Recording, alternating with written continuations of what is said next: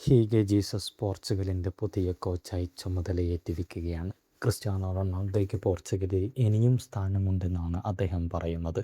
ഇക്കഴിഞ്ഞ വർഷം അൽ നസറിനെ പരിശീലിപ്പിച്ച ഹീഗെ ജീസസ് അൽ നസറിനെ കിരീടത്തിലേക്ക് നയിക്കുകയുണ്ടായി.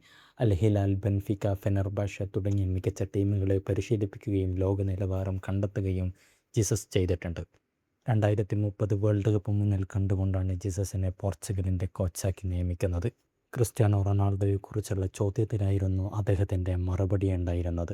അദ്ദേഹം വളരെ മികച്ച രീതിയിൽ പരിശീലനം നടത്താറുണ്ടെന്നും അദ്ദേഹത്തിന് യോഗ്യതയുണ്ടെങ്കിൽ അദ്ദേഹത്തെ കളിക്കാൻ വിളിക്കുമെന്നും പ്രായം ഒരു പ്രശ്നമല്ല എന്നുള്ളതും ജീസസ് വ്യക്തമാക്കി.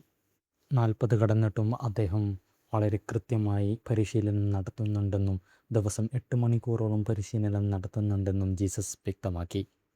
ക്ലബ്ബ് നിലയിൽ വളരെ മികച്ച റെക്കോർഡുള്ള ജീസസ് പോർച്ചുഗലിൻ്റെ പരിശീലക സ്ഥാനത്തെത്തുമ്പോഴേക്ക് നമ്മൾ കണ്ടറിയേണ്ടതുണ്ട്. പോർച്ചുഗലിൻ്റെ നിലവാരം മെച്ചപ്പെടുമോ അതല്ല വീണ്ടും താഴോട്ട് വീഴുമോ എന്നുള്ള കാര്യത്തിൽ.